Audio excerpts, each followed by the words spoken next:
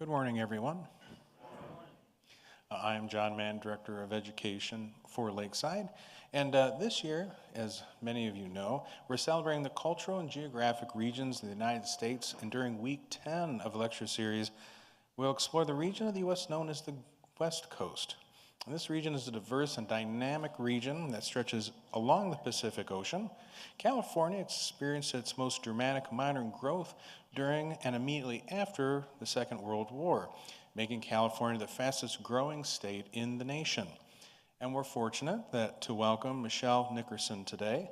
Michelle is an author and professor of history at Loyola University of Chicago, and she currently serves on the American Women's History Museum Committee of Scholars. And this morning's presentation, The Real Housewives of American Conservatism, will examine the women who became influential community leaders, advocating for policies they believed would preserve social stability amid demographic change and suburban expansion. And their activism helped build the grassroots conservative movement that would later contribute to the rise of modern California conservatism and the Republican Party. I would ask if you'd please mute your cell phone ringers if you haven't already, and help me in welcoming Michelle Nickerson.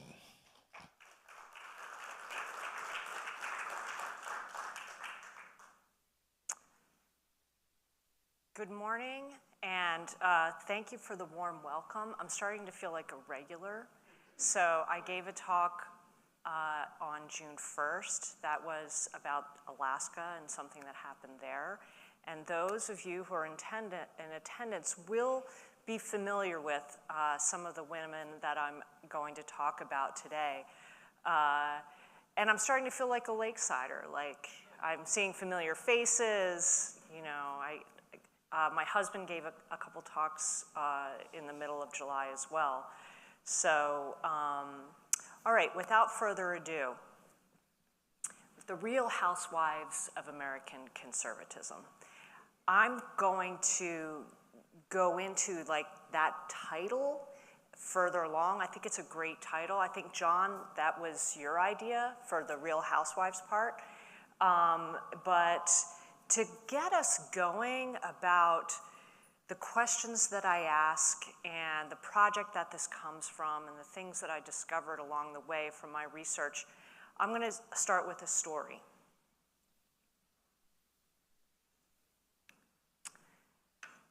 So when I was a graduate student and beginning to do the research for my dissertation, I traveled to California, and I actually lived there in Los Angeles, really Pasadena, for more than a year, and I did oral histories. So I collected the stories of women who were active in the conservative movement. And one of the most compelling oral histories I did was with a woman by the name of Marjorie Jensen. And I asked her, why did you become involved politically? Like, what got you going? Because she started an organization, she started a newsletter. Her home became the hub of organizing in Pasadena for a while. And I thought she was going to tell me, well, you know, I read something in the National Review that really sparked my imagination and got me concerned, or I heard this speaker at this rally, etc. But no, that's not what she told me. And she said it was the early 1950s, and it was a conversation with the principal of her child's school, elementary school in Pasadena. And I didn't know where this was going. You know, did this principal tell her to do X, Y, and Z? And no, what happened was she was so concerned about the approach to education in the Pasadena public schools that it unsettled her. And so when she started hearing people talk about communism, it sounded very familiar to her. And I deliberately put this slide here because it reminds me, when I hear the Moms for Liberty organization that is so involved in school politics right now in terms of activism against progressive curriculum and the education for gender diversity, et cetera. I always hear a resonance to that conversation that I had with Marjorie Jensen. And the reason I have them up there too is not just to say, oh, the conversations of the 1950s are the same conversations that we're having today. No. Though I feel like there are themes and ideas that reverberate over time. But what I'm going to talk about in terms of the formation of political consciousness in the 1950s, how people came to see themselves as members of society, what their job was, what their strengths were in changing society and reform, I think gives us some insight on what's happening now in local politics and its relationship to national politics. So now I'm going to back up to the 1950s. So this is the subject of my first book. It's called Mothers of Conservatism, Women and the Post-War Right. It was published by Princeton University Press, and it's basically the book that came out of my dissertation. And in this book, it is an academic study of the role that women played in the conservative movement that swept the country, starting really in the mid-1950s and well into the 1980s. You could, of course, argue it's alive and well today, or we could argue that something very different is on the scene in the American right. And so to get to the heart of what I found and to understand the impact of women in this time period, we have to go to the years before people started using that word conservatism to describe their politics. So I know we have a lot of educated people in the room. So before we get going, I want to ask, when did people start talking about a conservative movement? When did it become a mass movement, do you think? Probably more with Trump. I would argue it's like Trump comes out of it. We're talking decades earlier. Yes? Oh, Goldwater. When was Goldwater? 63. Okay, because Reagan comes out of the Goldwater movement. 63. Okay, you're all really close. And you're all onto something because it was Barry Goldwater, who was the senator from Arizona and ran for president in 1964, was nominated on the Republican Party ticket. He popularized the word conservative when he published a book in the late 1950s called The Conscience of a Conservative. It's a thin volume. It was very popular. And that's when people started, they discovered themselves in reading that book. Like, oh, this is who I am. Okay, so when I started writing about conservatism, that's when historians identified the beginnings of the movement. And so when I went to California and started talking to people, they were talking about the early 1950s. And I didn't quite get it, right? Like, why, if there wasn't a conservative movement, were you active in the 1950s? Very active. Not only that, but I discovered a really robust grassroots political scene unfolding in Southern California. And what I found was, and what I ultimately argue, is that before the late 50s and Goldwater's book, conservatism was already happening as a movement. The movement got going before they grabbed the name conservative. They called themselves by other names. They called themselves patriots. They called their organizations patriotic organizations. They called themselves, in relationship to liberals and radicals, they called themselves pro-Americans. And what you also might find interesting is many of them called themselves liberals. It's an old definition of liberal that many of them were trying to revive and hold on to, and that's associated, what you would understand it more as libertarianism today. But they weren't calling themselves conservatives. Only a small group of intellectuals, based on the East Coast mostly, were using that word. And so it was a very kind of rarefied academic intellectual thing before Goldwater made it a mass movement, okay? So the other thing I found is women are all over these political organizations of the early 1950s. And so I had to get my head around, all right, if they're doing this, and then how does it shape what happens later? And the other thing I struggled with was, well, what does it mean? What is people kept asking me, like my dissertation committee, and what is conservative womanhood? What is conservative feminism? And what I could not find is a distinction between the, you might say, the political thinking and beliefs of women versus men. So they voted the same way, they were concerned about the same things, namely communism, and the growth of the federal government coming out of the New Deal and Franklin Delano Roosevelt, and many other issues. The economy, they were free market kind of libertarians. They were also almost uniformly Christian, both Protestant and Catholic, and they were concerned about the decline of religion in American society. Okay, those are just to hit some of the high notes of their beliefs. But to understand why, what was happening in the 1950s that and really a little bit before that made all this happen, because Americans were, for the most part, Democrats, or if they were Republicans, they were mostly liberal Republicans in the vein of Dwight Eisenhower, who became president, one of the most popular presidents of American history.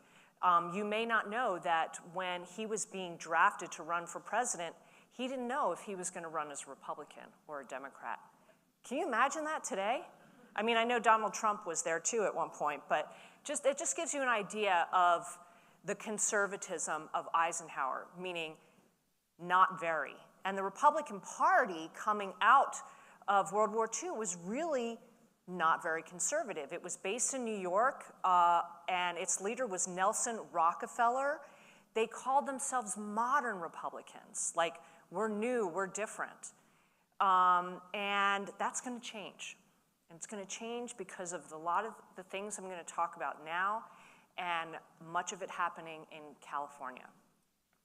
So you had the end of World War II, and of course there were veterans returning. World War II had been popular, we came out of it successful, and many Americans wanted to go back to what they imagined as normalcy, right? They'd been in this war, they had been living on, rations, they couldn't buy this, that their husbands were gone, and so it meant that many of women who had been working, actually many of them wanted to come home and raise children and have kids, and it meant a baby boom. Of course, you know this. And that, of course, was part of an economic boom that resulted from World War II. World War II brought the United States out of the Great Depression and into the Cold War, and it precipitates what we call post-war domesticity. And this is, historians describe this as a cultural development where American, you would find this in advertising and sitcoms and films and fashion and home decor, a celebration of home life. Leave It to Beaver, Lucille Ball, Leave It to Lucy, right? And so this celebrated the role It imagined women's natural role as being in the home, and the Cold War contributed to this and the economic boom as well because of the growth of the military-industrial complex. Of course, Eisenhower warned about this when he was ending his presidency. But the economy grew in large part because we were building missiles, we were building ships, airplanes, etc. And this is what brings us especially to California.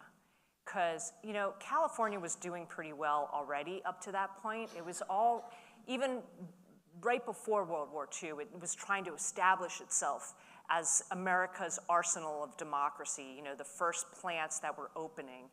But after the war and into the 1950s, California's attracting people from all over the country, all kinds of talent, particularly here from the Midwest, who were coming to either work for McDonnell Douglas or another big manufacturer or related industries that were serving McDonnell Douglas and all of the other military industrial complex companies that were fueling the economy. So California is not the only place to prosper, but it prospers in a big way, and Los Angeles grows exponentially. So this first photo is the cover of my book, and it's a picture from the San Fernando Valley when it was starting to develop subdivisions. And you know, this was a photo of, this was supposed to attract people to come look at our neighborhood. Maybe you're interested in buying it. It also helped that the GI Bill helped military veterans with home loans so that they could more easily buy into many of these subdivisions. And of course, the Highway Act of 1955 then developed freeways that connected all of these places. So it was much easier for people who were working in Los Angeles to live in the San Fernando Valley, which is actually Los Angeles, but north of the hills, or Pasadena or Orange County, etc. That's the first time I said that word, Orange County. So a lot of people associate this conservatism with Orange County and its development, and you should, because Orange County played a big role in American conservatism. But my book is about Los Angeles, because Los Angeles is experiencing many of the same changes, but it's a different place, and it's drawing a diverse group of people into the city, and that's going to make conservatives even more uncomfortable. Okay.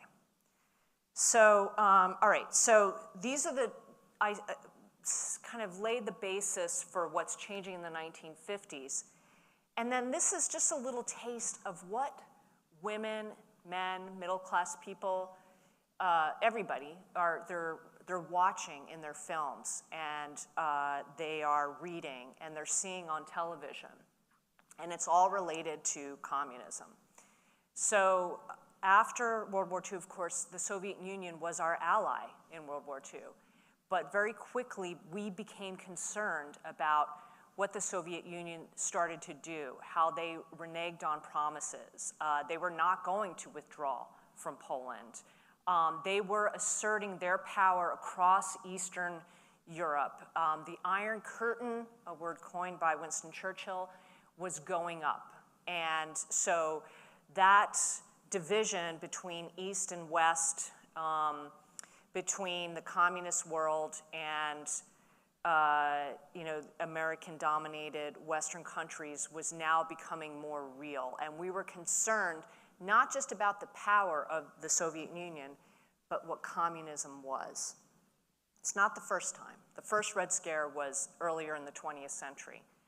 But it's becoming, once again, formative in American politics because of the power of the Soviet Union. And many Americans were as at least, if not more, concerned about communism in the United States than they were about the Soviet Union or China. And and other communist powers on the world stage. So, and these are some of the reasons why. So if you were here for my June 1st talk, you heard me talk about brainwashing. So brainwashing is something that, it's a word we use now, it's in our vernacular. But it only became a thing, something people started talking about in 1951, when Edward Hunter published this book based on his own reportage as a journalist in the Korean War. And he witnessed the re-education camps that were introduced by the Chinese, meant to completely change the thinking of captured American soldiers, to turn them into communists, brainwashing, like erase everything that is celebrated and beloved in the mind of a soldier to his country and freedom, and make him understand the value of communism. This scared Americans. They thought that, oh, this could happen here. You've probably heard that expression, it could happen here. There was even a book by that name. And then the invasion of the body snatchers in 1956 is, of course, about alien creatures who inhabit the bodies of Americans and kind of control them, make them into zombies. And its popularity is associated with the way people were afraid of how communism changed people's minds, how it transformed society from the inside out. Another way people talked about this was the presence of a fifth column. A fifth column is a concept. It was especially popular during World War II to think about the dangers of Japanese people, right? That they were going to subvert the American effort in World War II on behalf of Japan from the inside. So the Roosevelt administration identified Japanese Americans as a fifth column that had to be contained, which is why they created the camps where they, the internment camps where they put Japanese people during the war. And then, of course, there was Senator Joseph McCarthy, who came on the scene really early in the 1950s in Wheeling, West Virginia. You may not know that it was at a meeting of a Republican women's club there where he held up a set of papers and said, I have on this list 800 communists who are working in the federal government. Okay, he didn't have a list. That number changed all the time. But it really got people concerned, like, oh my God, in the federal government, there are communists? And so that established his reputation. So remember, he is a senator, at that point a new senator from the state of Wisconsin, but already operative was the House Un-American Activities Committee, HUAC. You may know Richard Nixon got his start politically, really, as a representative on HUAC doing red hunts. He was looking for communists in the federal government to try and expel them from power. Okay, so this is what is, these kinds of things are working on people's imaginations.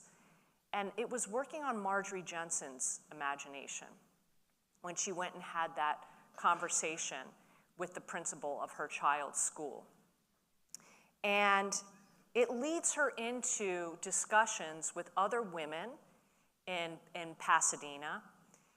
Pasadena is an affluent suburb to the east of California, and it was really becoming something in the 1950s. And Marjorie and her family lived in this beautiful part of the city over the Arroyo, the kind of little river near the Rose Bowl. And she had her house, and then she had what the family called the playhouse. A lot of these houses in Pasadena have like these additional little cottages or carriage houses. It's where a lot of us lived when we did our research in Pasadena. And so they called it their playhouse. And in that playhouse, she started holding meetings. Women would get together. It might start out like 5 women, and they would talk. It's like a book club, right? But they would read something political. But then it got popular, and so she started inviting speakers to come and address them as a group who would honestly much like this, except it would be in a playhouse, and it would be someone who would talk about something that might be happening in the Soviet Union or Africa, something like international affairs or domestic affairs. They might introduce them to a book like Masters of Deceit by J. Edgar Hoover, director of the FBI, who told Americans directly in his book, we can't fight communism on our own. You need to be the ones to do it in your communities. So they took all this very seriously. So then Marjorie's Club, it became known as the Tuesday Morning Study Club, eventually got too big. And so they would have to rent space like this, maybe at the Ambassador Hotel in downtown Chicago, so that they could invite big name speakers to come and talk to a crowd. And if it was in the evening, you'd get the men out as well, okay? So I'm gonna talk a little bit about what those organizations were and ultimately how in the process of having these meetings and these discussions, an ideology takes shape. So this is Marie Koenig, and this photo is a little bit later in 1966. But I put it up there to give you a sense of what this might have looked like in somebody's living room or playhouse. In this case, she's talking about a textbook that where she identifies it as communistic. And so this would be, Marie is important because she's part of many of these organizations. And one of them, I'll come back to her, she's in my book a lot. One of them was called American Public Relations Forum. And this group formed in the early 1950s in the San Fernando Valley, and it was mainly Catholic. A Catholic woman by the name of Stephanie Williams, she got this group together. They moved operations down, or at least their post office down to Burbank, and they became more popular across the entire San Fernando, San Gabriel Valley, and in the other suburbs. And they did exactly what Marjorie Jensen did. She got people together, but Stephanie Williams put a more Catholic bent on their operations. And one of the activities that developed, besides sitting and listening to a speaker or talking about a book, is research. They decided that J. Edgar Hoover was right, that the federal government could not do enough to find communists, so it was their job to do it. And so they would read whatever they could get their hands on. Most of it was republished articles, things that came to them through their own conservative world, but they also liked to read Karl Marx and things that socialists and communists were writing as well. And they liked to read legislation. So I'm not going to dwell on this, because this is what I gave my whole other talk about. But this is a speaker's kit they developed, because they started training women, housewives, to become speakers, to go and talk to other groups. And the issue that they ultimately landed on as highly problematic was mental health. The field of mental health was a means by which psychologists and other people with PhDs were changing the minds of young, vulnerable kids, etc. That the whole notion of a guidance counselor at school or a therapist, these were all left-leaning people in these professions. And they were using their professional credentials to brainwash. And so this is just the outside of the speaker's kit. All of those things that you see listed here were inside, and so it was a big packet, and they would distribute them. And ultimately, one of the things that they did was they held up a bill that was being passed on behalf of the state of Alaska to establish a psychiatric facility. That was the subject of my June 1 talk. And because they convinced people that there was a conspiracy theory in the federal government to open a gulag in Alaska, a prison camp for political prisoners. And legislators did not understand what was happening. Like, why am I getting all of these letters about this so-called gulag? Because these women were all connected to each other, and they were writing letters. They were doing research, they were reading, they were writing letters, they were giving talks, they were listening to speakers. It became a cultural phenomenon. Okay, the 1950s. And this is what they themselves referred to as a patriotic movement, anti-communism. This is what it meant to be an anti-communist in their minds. Another group, let's see.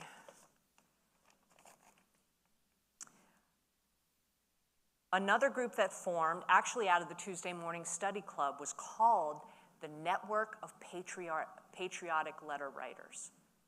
And as with this group, you don't see anybody's names on this literature. And so when I started in archives, I was going, because I go and I'd visit archives and they'd say, we don't have anything on conservative women. And I'd be like, well, what do you have? And they said, well, we have these boxes of materials from the 1950s, the Red Scare. I'm like, well, I'll start there. And so I would find volumes of this material, newsletters that would report on all of the research done by the editor of the newsletter. And I just didn't know who it was, but then in the course of doing the oral history interviews, I did about 30 of them with women who were active in this. Someone said to me, it's Marjorie Jensen. She's the editor behind that. So in addition to the Tuesday Morning Study Club, she bought a mimeograph machine, something that, copies, this is before Xerox. And in her garage, she would churn these things out and send them to people, not just in Southern California, but all over the country. People are reading this newsletter. And it's one of the ways that people became informed and became politicized, especially women. Now, the other thing you're not going to see on any of this is women. Unlike Moms for Liberty, they never referred to themselves by gender. They didn't even call their organizations by the word housewife. But when I talked to them, I found out that their organizations were technically not women's clubs, but who's going to come to Tuesday morning meetings? Who's going to turn out for these things? Occasionally men would, but they, as women, were the ones who could come. Their husbands were on board almost 100% with all of this activity, but they were politically different, not in terms of what they were thinking, but in terms of what they did on a day-to-day basis. And this gets to the heart of their beliefs about who they were as conservatives, as conservative women. They were the political representatives of their families. They were the ones that had the time to do the work that their husbands couldn't do. Literally, Marie Koenig, when I interviewed her, I said, what about your husband? What was he doing? She's like, oh yeah, he was involved in all this too. I said, so he's going to the meetings? And she's like, no. Men didn't have time to do these things. They were too busy at work. So even though these women identified as housewives, they called themselves that. Political work was housewives' work. It was an extension of their duties at home.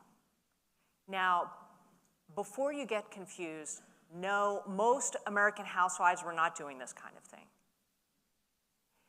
But there was, you might call this movement within a movement of housewives who saw this as their job, okay? And so there's another element to this. Let me move back to the speaker's kit here.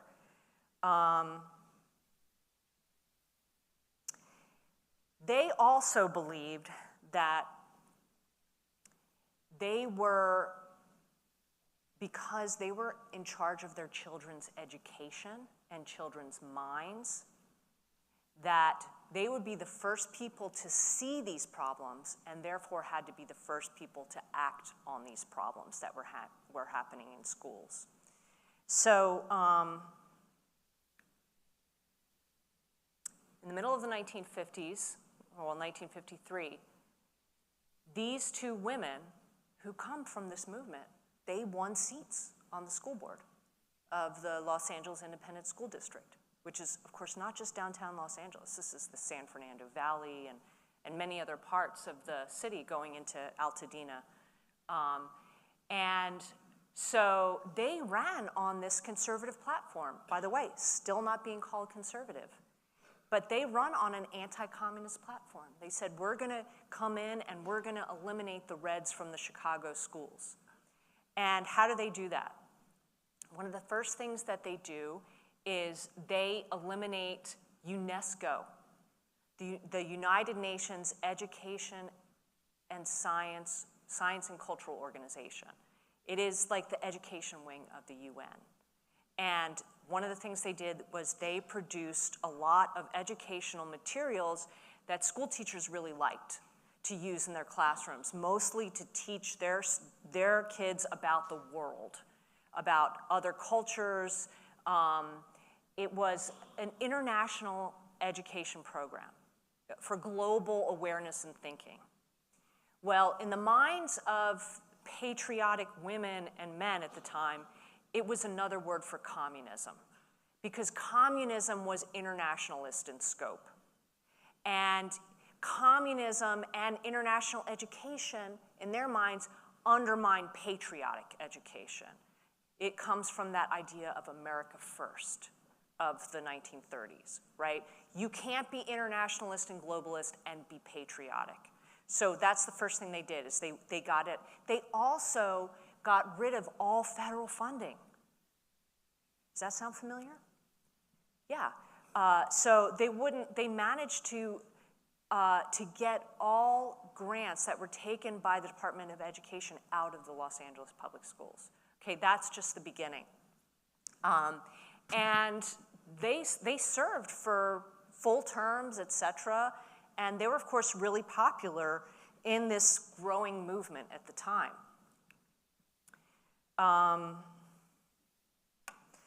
So the other aspect to this that I want to call your attention to is what I describe in my book as housewife populism.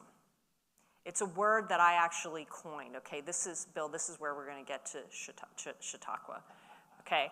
So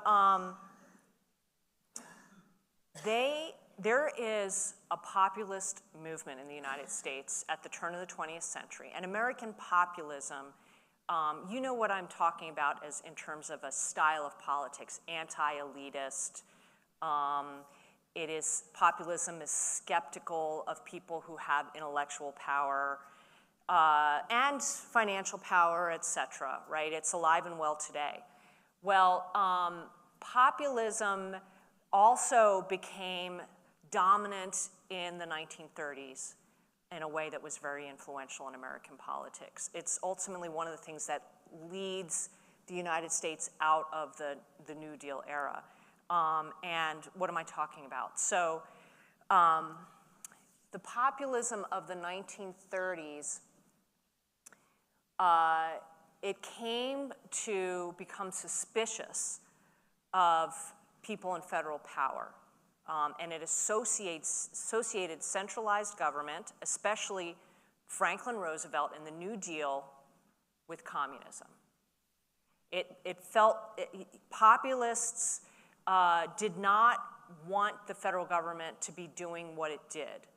And it tended to be conspiratorial in its way of seeing the world. So let me give you an example of what I'm talking about in terms of women. In Los Angeles, a group called Women for America formed. Women for America was one of many isolationist groups that didn't want the United States involved in World War II. Are you familiar with Charles Lindbergh? Are you familiar with the America First Committee? Okay, this is an organization meant to keep the U.S. out of World War II. Okay, now one thing you need, most Americans did not want to go back into war. But the thing about the America First movement is they became more, not just isolationist, but their message became more and more about, we don't want our sons fighting in a foreign war on behalf of foreigners. This is not our battle, okay? And so the isolationists took oftentimes an anti-Semitic and racist term. And many people in this populist movement, especially the women's movement at the time, were just out and out anti-Semitic. They said they would say things like, Jews are controlling the federal government. They circulated the Protocols of the Elders of Zion, which was this fake conspiracy theory about the power of Jews in the world. And so one woman in Los Angeles, Lucinda Bang, now just stay with me here in the 1930s, she goes to City Hall in Los Angeles and she hangs a flag over like a balcony. And she says, remove it at your peril to anyone who dared touch that flag. She says, quote, we'll horsewhip every one of you if you take it down. Okay, these were middle-class housewives. Oh, pardon me. That ideology comes from the 30s, and it ultimately leads to opposition against the United Nations because it sees the UN as more communistic and a threat to American sovereignty and patriotism. So Lucinda Bang is doing this in 1950. Okay, this is something else I want to ask you. When you think about the origins of Chautauqua in the late 19th century, can you imagine anybody in the movement, or because Chautauqua was a movement, getting up there and saying, don't you take that flag down or else I'm going to horsewhip you? Was that reflective of the culture? No. And that difference, that pivot away from Chautauqua women tended to be middle class, they tended to be classy. They were what historians, we refer to that generation that founded the movement as maternalists, the women.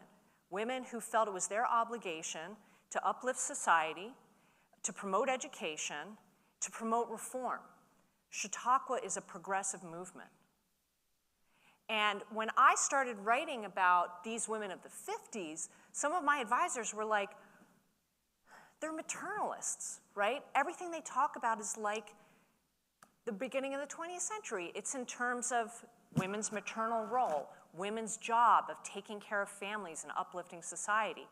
And I said, no, there is a pivot here in ideology because the women who are now raising their voices and organizing, they don't see themselves as being capable and women with resources who need to help everybody else, right? When I demonstrate this in my classes, the way I illustrate the late 19th century is women going like this, right? Let's create services. Let's open settlement houses. Let's do what we have to do to confront this problem of poverty, let's help kids who are in the working class go to school, right? So, but the posture of the coming out of the 1930s, what shifts is this. We have to keep elites away from our families. We have to keep the reaching arm of the state away from our children and out of our schools and out of our children's minds, right? So that's what I call housewife populism. The idea that a woman comes to see her role as protective of her people, her children, her family, her community, her city. And it's very different. Even though she's using the same language about her role in society, and it takes on that folksy edge. We'll horsewhip you, right? They even started to adopt language that made them feel closer to ordinary folk. They would, when I would ask them, well, who were you? What were you doing? I was just an ordinary housewife. You know, this woman could be a millionaire's wife, right? I'm just an ordinary housewife. You know, I'm ordinary. I'm an average person. That attachment to average became important. Okay, that's one part of this ideology. The other one here is what was actually talked about in the conservative intellectual movement at the time. Conservative womanhood, this idea that women had a natural part, like they were biologically more conservative than men. Russell Kirk was a conservative intellectual leader, one of the original founders of the National Review, a deeply Catholic man. And if you know anything about Catholicism, it's really wedded to natural law. And so he wrote this little volume, The Intelligent Woman's Guide to Conservatism. And he said women were more conservative because they were not just closer to home and children, but they had an instinct, a maternal instinct. And I think he wrote this, and I heard this a couple times. Women, they just know, right? Women had this, women saw things that men didn't. And they literally, the American Public Relations Forum traveled to Washington, D.C. for the hearings on that mental health bill. And one of their members got up and said, excuse me, Mr. Congressman, but I'm sorry, you just do not have the time and the attention to go through this legislation and see what's really there. The idea that they, as women, were more naturally kind of able to see things that men were just too distracted to see. Okay, these ideas still circulate, right? When your husband can't find something in the refrigerator, right, these ideas kick in, right? This idea that men just, they're too distracted to see anything. But, yeah, okay?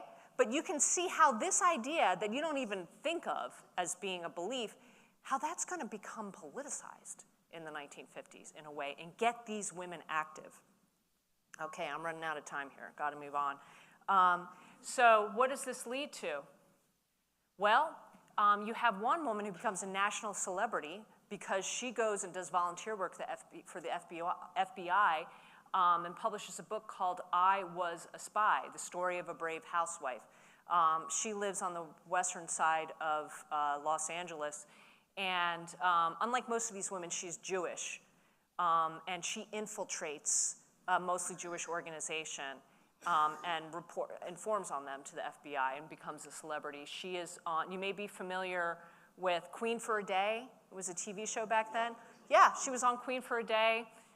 She was very celebrated in this community. Or Janet Green, I wanted to bring you some music. She was called the Joan Baez of the right by the 1960s. She played at anti-communism rallies, which filled stadiums by the early 1960s.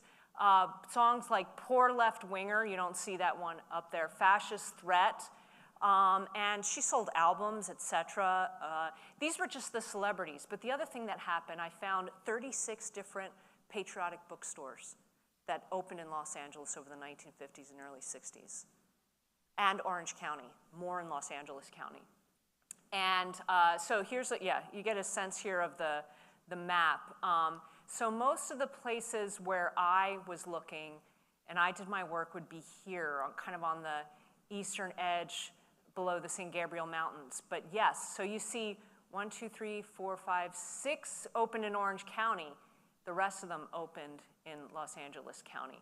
These were staffed by women, almost uniformly. The first right-wing bookstore was opened in Hollywood. It was called Poor Richard's Bookstore. And so I found it when I was doing my research. And back in those days, I would then, at the end of my research day, I would go on the computer in the library and look these things up, see if I can find phone numbers and I found the name of the person. His name was F.X. Renuzzi, who opened the bookstore. And so I looked him up in the white pages. So I call, and a young woman, like my age now, answers and is like, I said, can I speak with F.X. Renuzzi? And she's like, who's calling? So I explained, and she said, you know what? I'm sorry, my father is deceased. I said, I'm so sorry. She goes, but you know what? It was my mother who ran that bookstore. So anyway, they invited me up to their home where I did a 2-day interview with Florence. I learned a lot of the information about these bookstores. So they became, and the South Pasadena Americanism Center opened in 1961, and that's what it looked like on the outside. So this is obviously 3 years before Goldwater runs for president. It's only 2 or 3 years after he publishes The Conscience of a Conservative. So you can see the movement is very strong. Okay, now in the end, and for the last part of my talk here, I'm going to discuss the reverberations of all this. What happens moving forward? So one of the people to come out of this movement, now I talked about California, but what was happening in LA is happening in many parts of the country, including Chicago, including here in Ohio. And I found really hubs of this in Houston, Texas, Florida, Scarsdale, New York. And one of the people that came out of it was Phyllis Schlafly. Phyllis herself was a newsletter writer in the 1950s. She a Catholic woman, they called it the Mindszenty Report, named after an anti-communist cardinal. And it was published by the Cardinal Mindszenty Foundation. And she was, if not the most active person in that, she was one of the most active persons. She was really in charge of the newsletter.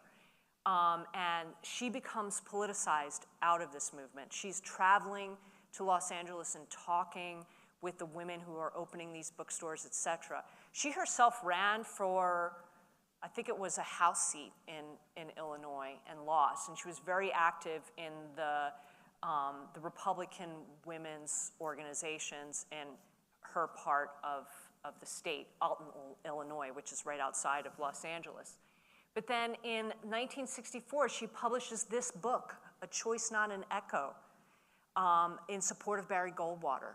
And just like Conscience of a Conservative, it gets circulated. It's similarly very thin paperback, and its publication and circulation was sponsored by really rich corporate executives in the John Birch Society.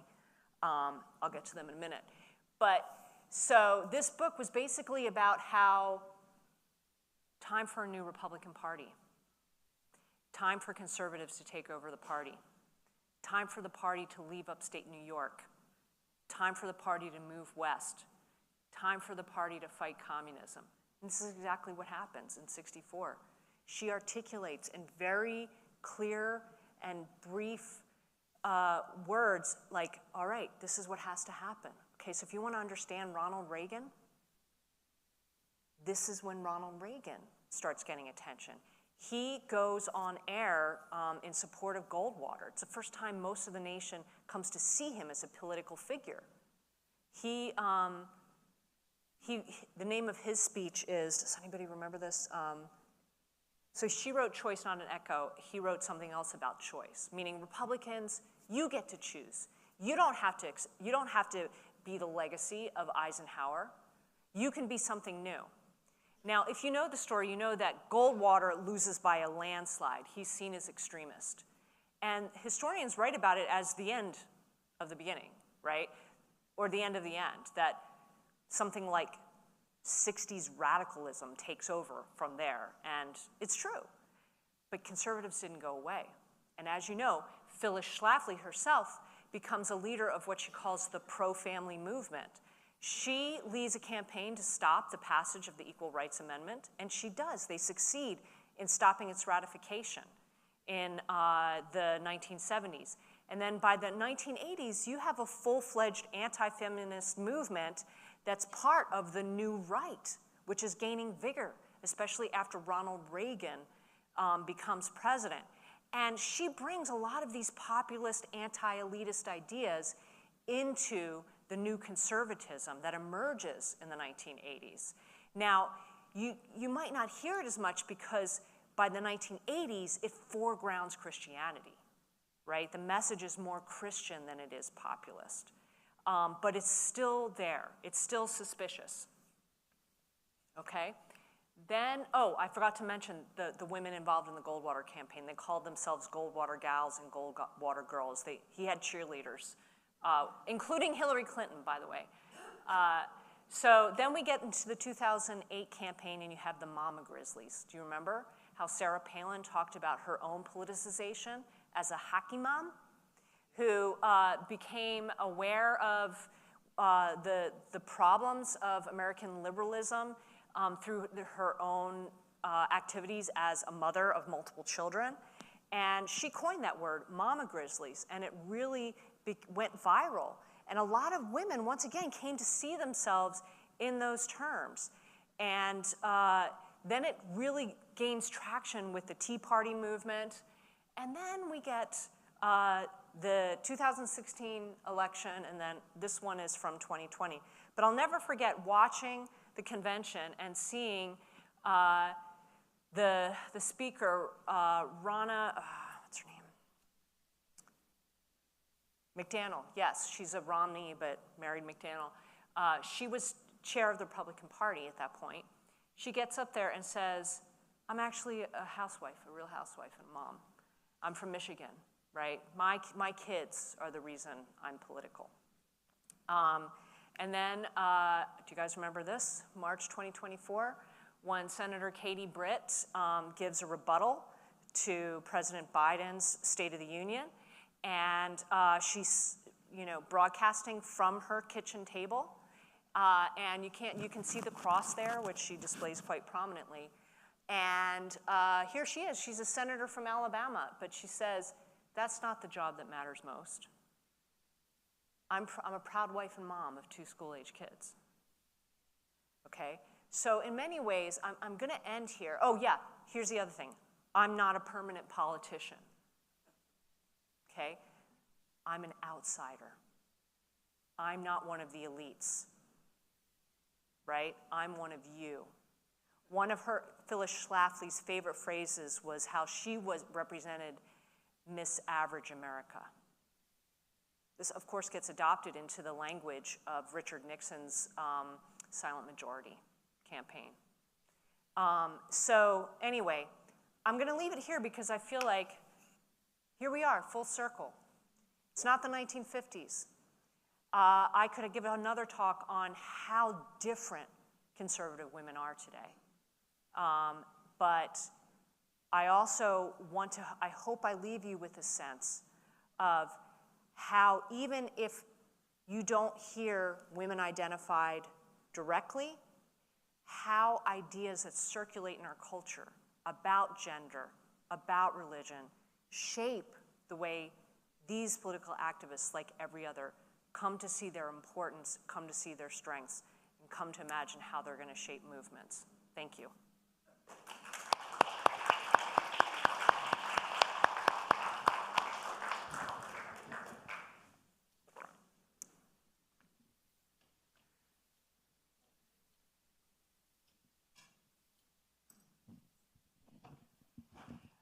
Thank you for your presentation. Very informative. Thank you. If they're so family-oriented, even the new conservative, the 2020 conservative, are so family-oriented, why are they against health care and national child care and early education, all the programs that would keep families together?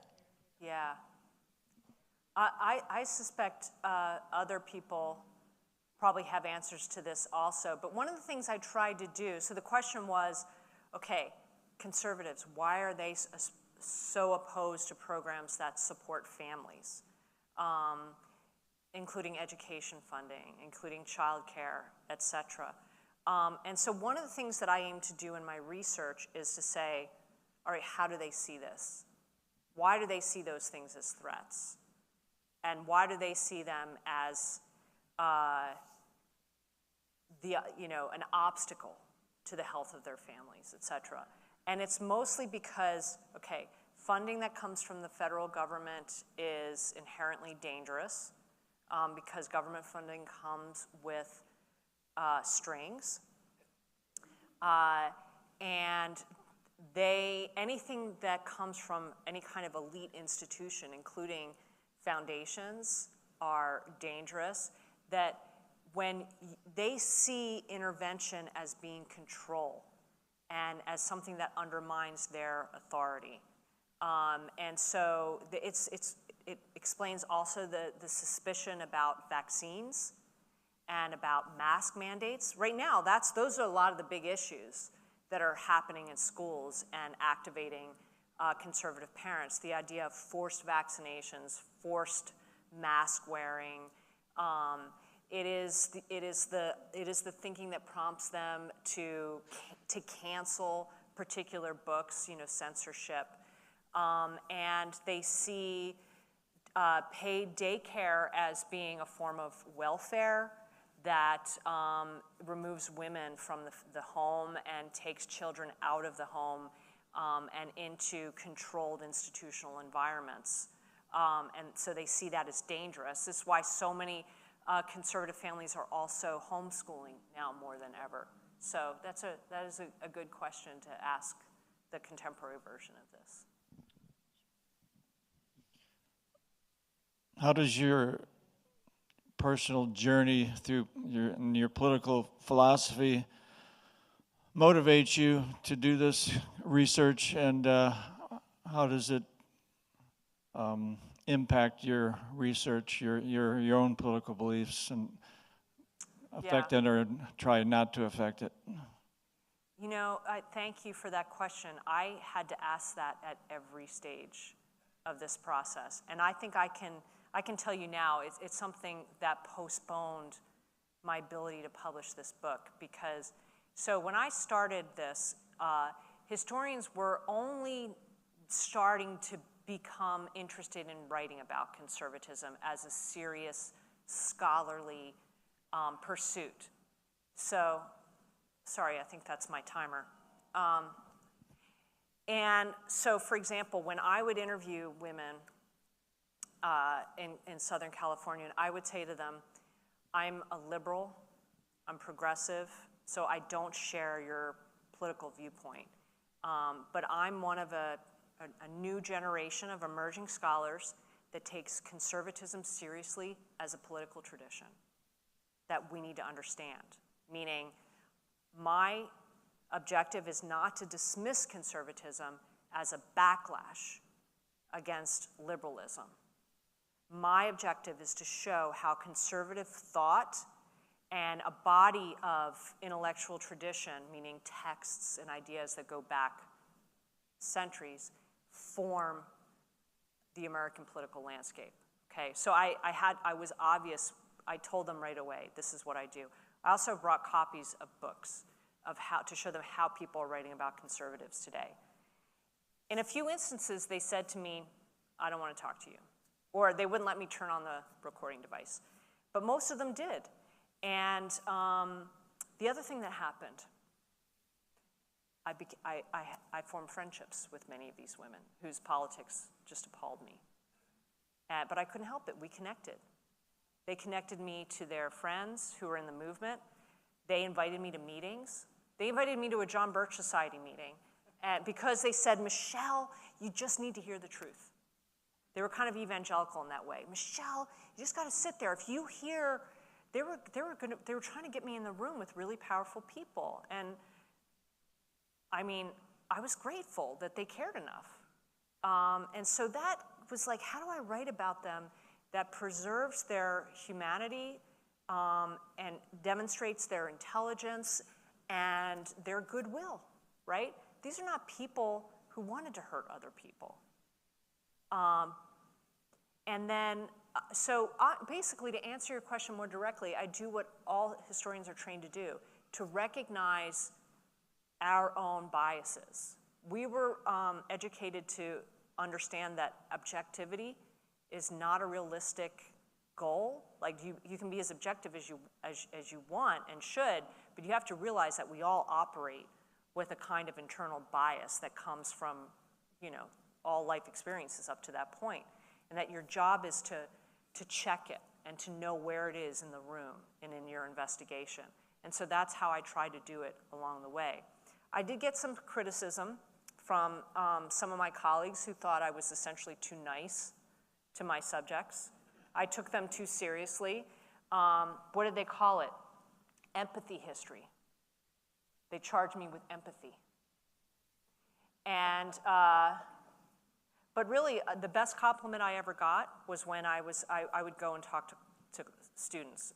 And a professor I knew said, all right, you read the book. Is she conservative or is she liberal? They didn't know. And I was really pleased by that. So I hope that answers your question.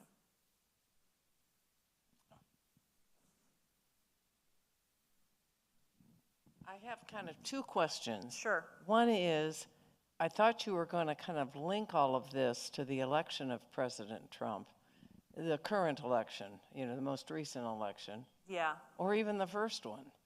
And secondly, you know, how do you feel about the future of our country? Yeah. So, you know, that's a good question. I'm sorry if I didn't help you understand, you know, our current political moment. You know, I was sort of pointing to this when I showed Ronna McDaniel and others to show how this can help us understand women in the MAGA movement.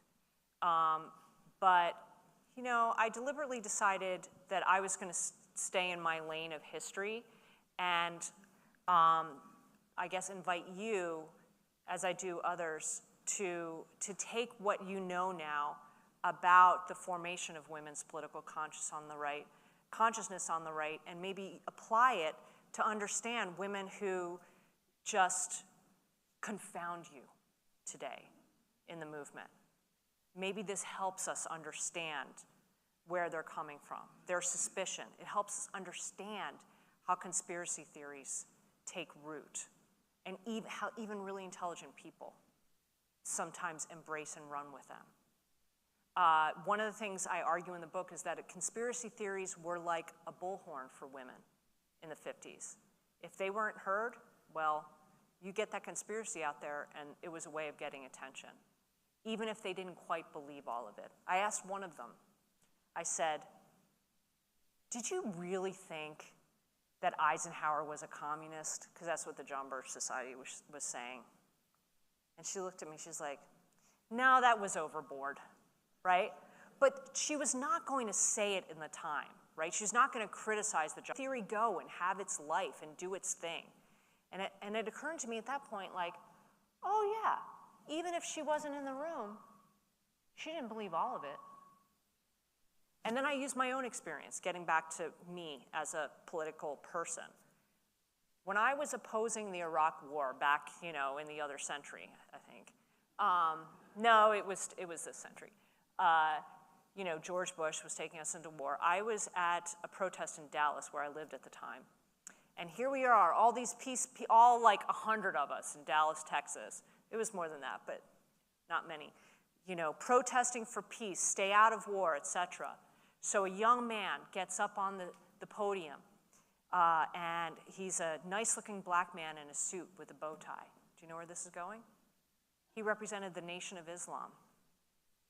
And he's like, yeah, we got to stay out of the war because it's the Jews that are controlling this. And he starts going off. And I was like, we all start looking around at each other. Like, but for me, that was a learning moment. I was like, oh, just because people are there listening doesn't mean they agree with the speaker. And so I learned never to make that assumption. So, so these are the kind of lessons that I learned, and how I apply them to our contemporary moment. How do I feel? Like, I'm enraged. I'm concerned about what's happening right now. But I don't know about, I also have so much hope when I see some of the things that are coming out of the moment. Yes, I think there are a lot of institutions that I hold dear that are broken, and I don't know if they're going to be fixed. And my profession is suffering. But I also see how people are responding, and it gives me a great deal of hope. One of the things I carry around in my purse is a little blue whistle, and it was given to me by a friend in Minneapolis. who, she's one of many people who have said she's willing to lay her life down for the migrants in her community. And when I see what Minneapolis was able to do last year, like, I hold that whistle and I'm like, look at us. Look what we can do. And as we go into the midterms and we do everything, I do everything I can to try and keep these elections fair, that's what I'm holding on to. Thanks, yeah.